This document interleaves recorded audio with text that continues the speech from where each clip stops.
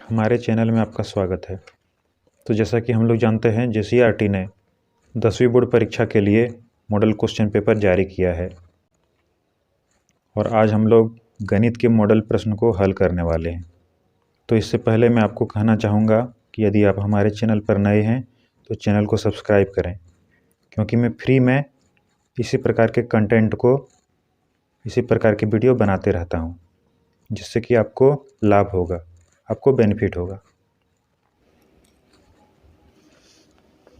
प्रश्न संख्या 10। प्रश्न दिया हुआ है, समीकरण युग्म x जोड़ y बराबर 6 और x घटा y बराबर 2 का हल है। यहाँ पर दो समीकरण युग्म दिया हुआ है जिसको कि हमें हल करना है और उत्तर लिखना है। समीकरण पहला है x जोड़ y बराबर 6 और दूसरा समीकरण है x घटा y बराबर 2। तो हम लोग जानते हैं कि इस प्रकार से x में या फिर y में एक समीकरण में जोड़ हो और दूसरे में घटा हो और दोनों का जो गुणांक है वो सेम हो, तो हम लोग इन दोनों को जोड़ देंगे। तो इन दोनों समीकरणों को जोड़ने पर क्या हो जाएगा, x जोड़ x यानी कि 2x हो गया और यहाँ पे जोड़ने पे ये दोनों कैंसिल आउट हो जाएगा, कट जाएगा, प्लस माइनस बराबर यहाँ पे 8 हो जाएगा। तो इसीलिए हम लोग को कितना मिला, x बराबर यहाँ पे 2 गुना में है, इधर जाके भागा में हो जाएगा, इसलिए 8/2 यानी कि 4 आ गया, x बराबर 4 आया। अब x के इस मान को हम लोग किसी भी एक समीकरण में रख देंगे। पहला में रखते हैं x plus y is equal to 6। हम लोग x के जगह पे 4 रखते हैं, तो 4 जोड़ y बराबर 6, या फिर इसको हल करने पे y बराबर आ जाएगा 6 घटा 4, जो कि हो जाएगा y बराबर 2। तो इसीलिए x बराबर आया 4 और y बराबर आया 2। अब हम लोग विकल्पों को देखते हैं किसमें यह उत्तर दिया हुआ है। तो यह जो विकल्प है वो डी में दिया हुआ है, इसीलिए हमारा उत्तर होगा यहां डी। प्रश्न संख्या 11 हल करते हैं। 11 में लिखा हुआ है, निम्नलिखित में से कौन सा द्विघात समीकरण है। पुनः निम्न में से कौन सा द्विघात समीकरण है। तो इसके लिए हम लोगों को सभी समीकरणों को एक एक करके सरल करना होगा, तभी हम उत्तर बता पाएंगे। तो a बराबर लिखा हुआ है x गुना ब्रैकेट में x माइनस 3 बराबर x स्क्वायर माइनस 7। तो जैसा कि हम यहाँ पर देख पा रहे हैं, x का गुना हो जाएगा तो x स्क्वायर हो गया माइनस 3x हो गया बराबर x स्क्वायर माइनस 7। यहाँ पे x और x कट जाएगा और यहाँ पे पावर 2 वाला कुछ भी नहीं बचता है, इसीलिए यह द्विघात समीकरण नहीं है। फिर हम लोग b में आते हैं। b में दिया हुआ है x प्लस 1 का होल स्क्वायर बराबर x स्क्वायर माइनस 5x। इसे हम लोग लिख सकते हैं, यहाँ पर a प्लस बी का होल स्क्वायर बिठा देंगे तो हो जाएगा x स्क्वायर जोड़ 2 गुना a गुना b यानी कि 2x प्लस 1 का स्क्वायर बराबर x स्क्वायर माइनस 5x। यहाँ पर भी x स्क्वायर कट जाएगा और x स्क्वायर बोल के कोई भी पद नहीं बचेगा, इसीलिए यह भी द्विघात समीकरण नहीं है। ऑप्शन 3 में आते हैं, ऑप्शन सी में। इसमें लिखा हुआ है x प्लस 1 का स्क्वायर बराबर 2 इंटू एक्स माइनस 3 ब्रैकेट में। इसे हम लोग हल करेंगे तो यहाँ हो जाएगा एक्स स्क्वायर प्लस 2x प्लस वाई बराबर 2x माइनस 3। तो यहाँ पे हम देख पा रहे हैं कि इसे हम लोग रीअरेंज करते हैं, सजाते हैं, तो हमें मिलता है एक्स स्क्वायर, यहाँ पे 2x माइनस में है, इधर आके प्लस में हो जाएगा, या फिर सीधा हम इन दोनों को काट देते हैं क्योंकि दोनों ही बराबर है, और यहाँ पे जो माइनस में 3 है इधर आके प्लस हो जाएगा, इसीलिए हो गया यहाँ पर प्लस 4 बराबर 0। तो इसीलिए यहाँ पे जो हमको मिला है यह एक द्विघात समीकरण है। तो इसीलिए क्वेश्चन 11 में द्विघात समीकरण में सही आंसर होगा ऑप्शन सी। और डी में भी द्विघात समीकरण नहीं आएगा, यहाँ भी एक्स स्क्वायर और एक्स स्क्वायर कट जाता है, कैंसिल हो जाता है। अब क्वेश्चन नंबर 12 हल करते हैं।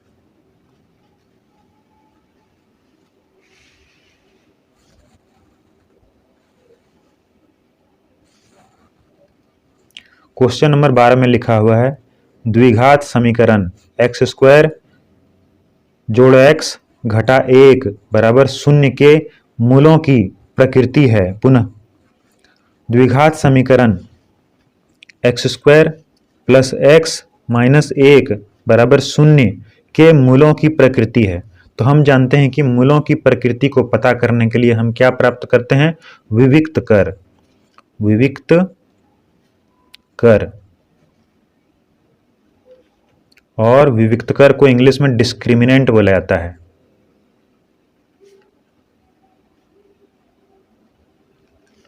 तो डिस्क्रिमिनेंट का फॉर्मूला होता है d बराबर बी स्क्वायर माइनस 4ac। तो सबसे पहले इस समीकरण को हम लोग तुलना करेंगे ए एक्स स्क्वायर जोड़ बी एक्स जोड़ सी बराबर 0 से, और इससे हम लोग को d का मान निकल आएगा। तो d बराबर हो जाएगा b का स्क्वायर। तो यहाँ पे हम लोग देख पा रहे हैं कि b जो है सो 1 है, 1 का स्क्वायर कर देते हैं, माइनस 4 इंटू ए के जगह पे हम लोग 1 बिठाएंगे क्योंकि यहाँ पे 1 है, और c के जगह पे हम लोग माइनस 1 बिठाएंगे। तो इसीलिए d बराबर हो जाएगा 1 जोड़ माइनस माइनस 2 बार गुना होकर प्लस हो गया 4 यानी कि 5। तो जैसा कि हम देख पा रहे हैं d जो है वो बड़ा आया 0 से। तो जब d 0 से बड़ा हो, जब d 0 से बड़ा हो तो जो शून्यक आते हैं, इसके जो दो शून्यक आएंगे वो दोनों अलग अलग आएंगे और वास्तविक आएंगे। तो इसीलिए हम लोगों को अब ऑप्शन चुनना है। तो ऑप्शन दिया हुआ है ए वास्तविक तथा असमान, बी है वास्तविक तथा समान, सी है समान, और डी है वास्तविक नहीं है। तो इसमें से हम लोग का जो आंसर होगा वो ऑप्शन ए होगा, क्योंकि हम जानते हैं 0 से बड़ा डी आया है, इसलिए वास्तविक तो आना ही है, साथ ही साथ असमान भी होगा। तो इसलिए ए हम लोगों का उत्तर होगा वास्तविक तथा असमान।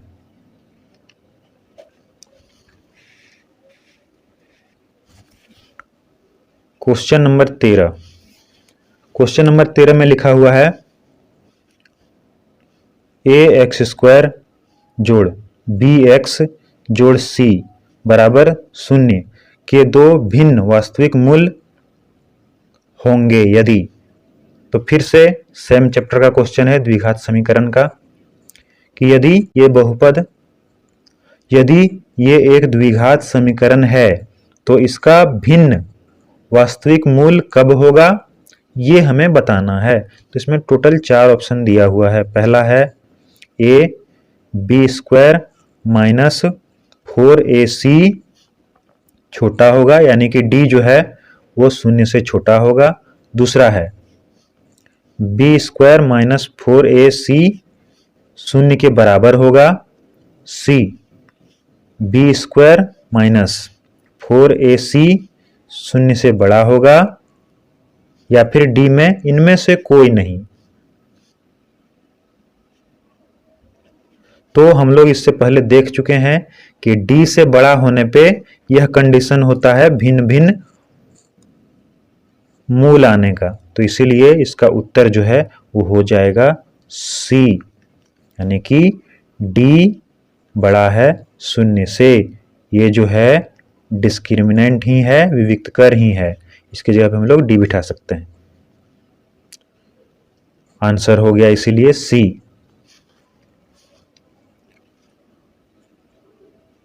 Question number 14।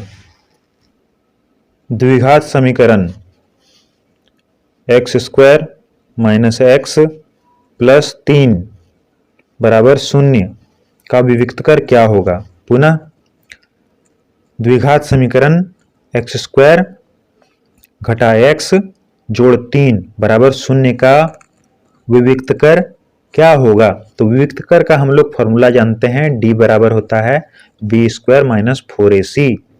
तो हम लोग मान बिठा देते हैं इसका, d बराबर हो जाएगा, b देखिए यहाँ पर क्या है, -1 है, तो -1 का स्क्वायर घटा 4ac, 4 गुना a के जगह पे यहाँ पे 1 है और c के जगह पे 3 है, इसीलिए d बराबर हो गया -1 का स्क्वायर 1 ही होगा, माइनस इन सबों का गुना कर देते हैं तो 12 आता है, इसीलिए d हो जाएगा -11। यहाँ पर प्लस है, यहाँ माइनस है, प्लस माइनस माइनस का काम होगा, इसलिए 12 में 1 गया तो 11 और साइन बड़ा जो है उसका होता है 11, इसलिए -11।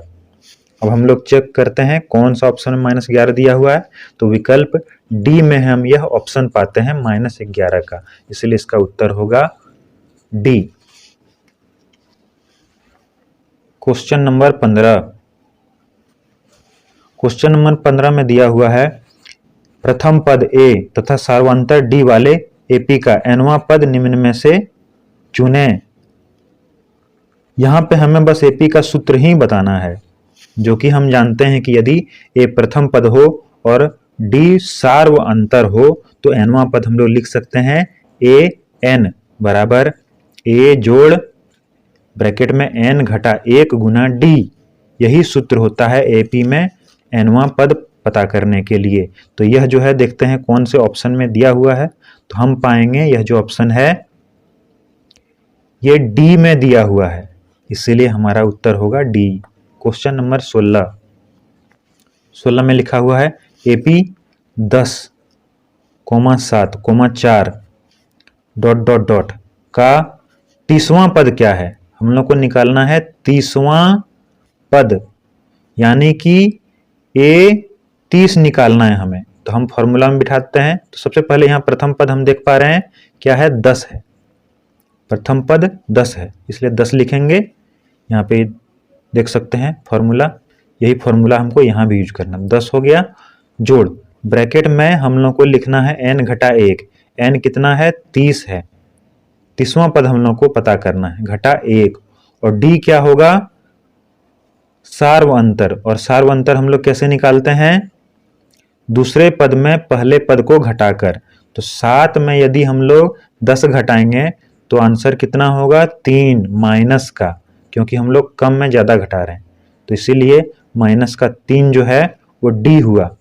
तो इसीलिए यहाँ पर कितना आ जाएगा हम लोग देख लेते हैं, 10 जोड़ यहाँ पर 29 हो जाएगा, गुना करना है -3 से, जो कि हो जाएगा 10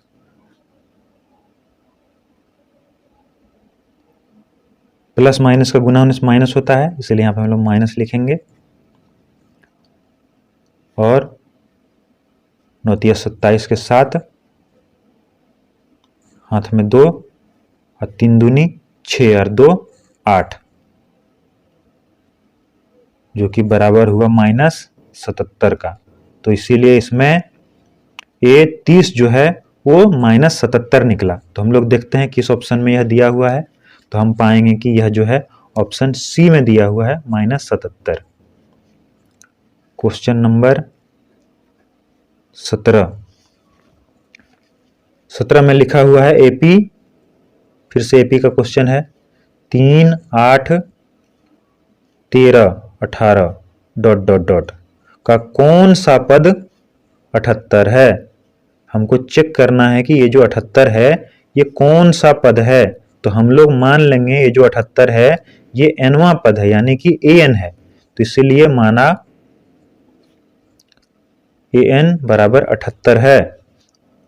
और हम लोग प्रथम पद देख पा रहे हैं a 3 हो गया, और सार्व अंतर d कितना होगा 8 घटा 3, यानी कि 5 हो जाएगा। अब हम लोग सेम वही सूत्र का प्रयोग करेंगे, तो हम सूत्र जानते हैं an बराबर a जोड़ n-1 गुना d। यहाँ पे मान हम लोग रख देते हैं जो क्वेश्चन में दिया हुआ है, तो an जो है वो 78 है, बराबर a जो है वो 3 है, जोड़ n जो है वो हमें पता नहीं है, यही तो हमें पता करना है, इसलिए n लिख देते हैं -1, और d जो है वो 5 है, अब इसे हम लोग बहुत आसानी से हल कर सकते हैं। इस समीकरण में 3 जो है वो दूसरे साइड लिखा हुआ है, इधर हम लोग ले आएंगे तो यह माइनस हो जाएगा, इसीलिए हो गया 78 78 घटा 3 बराबर n माइनस 1 गुना 5 जो कि हो गया 75 बराबर n घटा 1 गुना 5। अब फिर से यहाँ पर 5 जो है वो गुना में है, इधर आके भागा में हो जाएगा, इसलिए 75 बटा 5 बराबर n घटा 1। फिर से हम लोग भाग देते हैं तो हम यहाँ पे 15 हमें मिलता है, जो कि बराबर हो गया n घटा 1 का। अब यहाँ पे 1 जो है वो घटा में इधर जाके जोड़ हो जाएगा, इसलिए 15 जोड़ 1 बराबर n, इसीलिए हमें 16 बराबर n मिला, यानी कि n का जो मान है वो 16 है। और हम लोग देखते हैं कौन से विकल्प में 16 दिया हुआ है, तो 17 नंबर में 16 जो विकल्प है हम लोग को बी में मिलता है, बी में लिखा हुआ है 16वां पद, इसलिए उसका उत्तर बी है। अब हम लोग क्वेश्चन नंबर 18 बनाते हैं। 18 में लिखा हुआ है समरूप त्रिभुज की संगत भुजाएं खाली स्थान होती है। पुनः समरूप त्रिभुज की संगत भुजाएं खाली स्थान होती हैं। तो हम जानते हैं कि यदि दो त्रिभुज समरूप है तो इसकी जो भुजाएं हैं वो एक ही अनुपात में होगी, और एक ही अनुपात बोलने का मतलब होता है समानुपाती, समानुपाती। इसीलिए हमारा जो उत्तर है यहाँ पे ऑप्शन जो है वो होगा भुजाएं समानुपाती हैं। तो यह जो ऑप्शन है किस में दिया हुआ है, ऑप्शन बी में दिया हुआ है। तो जब भी दो समरूप त्रिभुज हो तो उसकी भुजाएं समानुपाती होती हैं, यानी कि एक ही अनुपात में होता है। Question number 19।